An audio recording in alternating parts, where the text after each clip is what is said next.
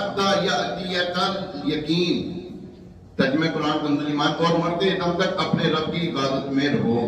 ان آیات بینات سے معلوم ہوا کہ انسان کے دنیا میں آنے کا مقصد اللہ پاک کی عبادت کرنا ہے، اور یہ بھی معلوم ہوا کہ بندہ خواہ کتنا ہی بڑا ولی بن جائے وہ عبادات سے بے نیاز نہیں ہو سکتا، کتنا بڑا ولی ہو۔ ایک واقعہ آپ نے سن رکھا ہوگا، حضور غوث الورا رحمۃ اللہ تعالی علیہ جنگلوں میں عبادت کر رہے تھے، تو ایک کالی گھٹا آئی، بادل آئے، تو اس بادل میں سے گرج جو ہے نا آواز آئی کہ اے عبد القادر، ہم نے تمہاری تمام عبادت قبول کرنی ہے، تمہیں عبادت کرنے کی کوئی ضرورت نہیں ہے۔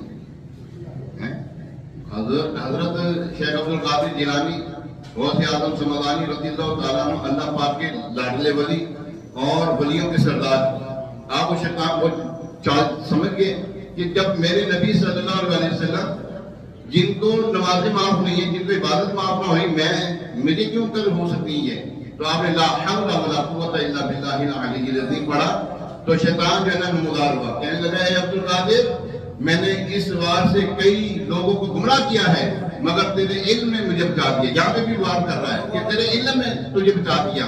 آپ رضی اللہ تعالیٰ نے فرمایا اے نہیں، دفع ہو جا، مجھے میرے علم نے نہیں بلکہ میرے رب نے مجھے بچایا ہے، بلکہ میرے رب نے مجھے بچایا ہے۔ تو یاد رکھیں، عبادت بندہ کتنی عبادت کر لے، اللہ کا مقبول بندہ بن جائے، کائنات کا ولی بن جائے، کائنات کا قطب غوث ابدال بن جائے، لیکن عبادت معاف نہیں ہوتی، بلکہ عبادت میں زیادہ برکت ہوتی ہے، زیادہ یعنی کہ عبادت کرنے والا بن جاتا ہے۔ حضرت معین الدین چشتی اجمیری رحمۃ اللہ تعالی علیہ حافظ قرآن تھے۔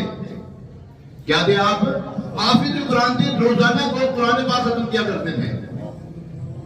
جی ہاں، ہم ایرے نتو غیروں کو نہیں مانتے ولی، ہم ولی مانتے ہی اس کو ہے الذین آمنوا وکانوا یتقون، جو ایمان والے ہوتے ہیں اور متقی پرہیزگار ہوتے ہیں۔